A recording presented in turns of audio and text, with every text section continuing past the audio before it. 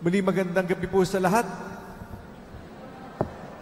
Salamat sa ikalawang araw ng simbang gabi at saka ikatlong linggo ng Adbyento. Malapit na, malapit na.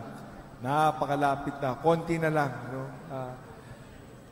Ipapagpatuloy natin yung kwento bukas, yung nangyari kahapon, papagpatuloy natin, di ba? Tinanong ko na sa inyo dati, tatanong ko lang ulit ngayon. Sino ang gusto maging santo? Pakitaas ang kamay. Sino ang gusto maging santo? Sabi, yabang naman ito. Pero, pag ayaw mo maging santo, maling rehilyon ang pinasok natin. Kasi lahat tayo tinatawag maging santo. Lahat ng umakyat sa langit, santo. Lahat ng citizen ng langit, lahat ng nakatira sa langit, mga santo. Pag mamatay tayo, pagpasok mo sa langit, santo. Hindi capital letter S, kahit na small letter S lang. Pero lahat ng mamamayan ng langit, santo. Sabi ni San Francisco, ni Assisi, ang kasamahan ni San Antonio de Padua, di ba? Sabi ni San Francisco, ang pinakamalungkot na pwedeng mangyari sa isang tao, yung hindi maging santo. The worst thing that can happen to you is not to want to become a saint. Yun ang pinakamalupit na mangyari sa iyo. Ayaw mo maging santo. Bakit? Ano ba ang santo? Sino ba ang santo? Diba? Ang santo, citizen ng langit, isang tao nagmamahal sa Diyos. Yun yung santo. Nagmamahal sa Diyos at kumbinsido siya na mahal siya ng Diyos. I am convinced God loves me because of the God of love. Siguradong sigurado ako, mahal ako ng Diyos at dahil doon, minamahal ko rin siya, ang isang santo. Kaya yun ang tawag para sa atin, maging santo. Tayo, kumbinsido ba tayo? Naniniwala ba tayo na mahal ako ng Diyos?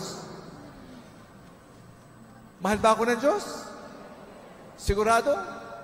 Siguradong sigurado? Okay. Kung siguradong minamahal ka ng Diyos, we are convinced, yan ang pagmamahal na ibibigay ko sa kapwa. Pero kung hindi ako kumbinsido na mahal ako ng Diyos, ano ibibigay ko? Kaya mahalaga, siguradong sigurado, that is the greatest joy in the world, to be loved by God. There is no other greater joy than that. Wala nang mas higit pa na, alam naman natin, pagmamahal, hindi pera, hindi titulo, hindi ko anuman. Ang pagmamahal ng Diyos ang pinaka. Yan ang inaasam-asam natin. At yan ang, pag natanggap natin yan, we are all called to be saints. Kaya nga kahapon, ito yung hamon sa isa-isa, di ba? Ito yung hamon. Kasi nasa 7:30 Mass ako kahapon, hindi sa 9 o'clock Mass. Ulitin ko lang yung sinabi. Sa December 25, birthday. Birthday nino? Ano regalo natin sa birthday boy? May regalo ba tayo? Baka mamaya, lahat may regalo, pwede lang yung birthday celebrant. Parang na-miss natin yung point. Sana wag natin makalimutan.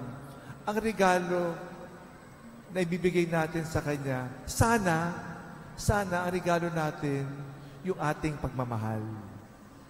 At yan din naman ang ibibigay niya sa atin. So we give this love, kasi yan naman binibigay sa atin. Ang pakiusap ko kahapon, sana sa pagkatapos ng 9-day novena, mahalin ko yung tao na minamahal ng Diyos. Sino yun?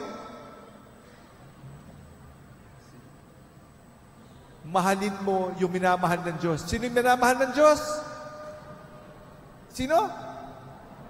Ako. Ako lang, hindi kayo, ha? Ako, di ba, bawat isa sa atin. Mahal ka ng Diyos. Mahal na mahal ka ng Diyos. Kaya siya nagpakamatay sa krus. Hindi, bago siya nagpakamatay sa krus, kaya siya bumaba mula sa langit dahil sa pagmamahal sa iyo, sa bawat isa sa atin.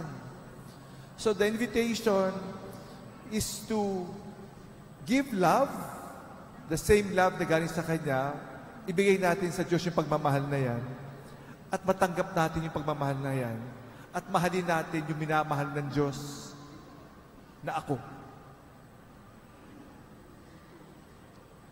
Kasi nga parang, naku, mali yata eh.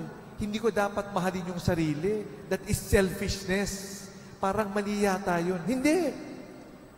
Mahal ng Diyos. Kung mahal ng Diyos yung sarili, paano naging mali yan? Kasi yung turo, pride yan.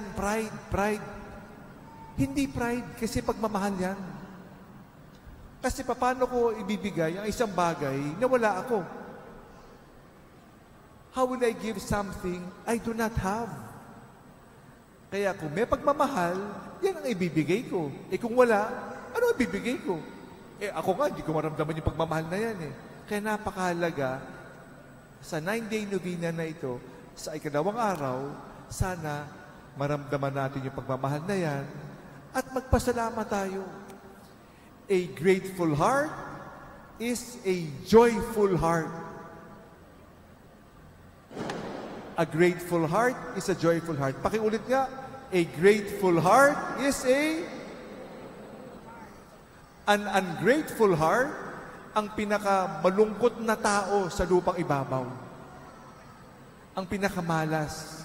Kasi hindi nagpapasalamat, laging walang pagmamahal. Naku, hindi ako mahal ng Diyos. Iniwan ako ng Diyos. Never tayo iwan ng Diyos. God will never separate His love for us. Tayo iiwan natin ng Diyos, itatakwin natin ng Diyos, but God will never separate His love for us.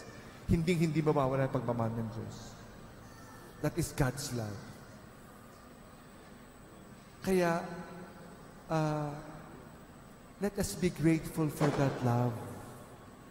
Grateful that the smallest things of God's love. Buhay pa tayo, may buhay pa, may pananampalataya pa tayo. Nandito ako, kahit na gaano karaming problema, kahit ano pang problema yan, there is love. Mahal ka ng Diyos. Hindi mawawala yung problema mo, hindi mababawasan yung problema mo, pero do not worry, tutulungan kita, buhatin yan. Hindi kita pababayaan. I am with you.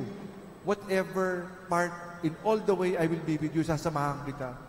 Tutulungan kita dahil sa pagmamahal ng Diyos.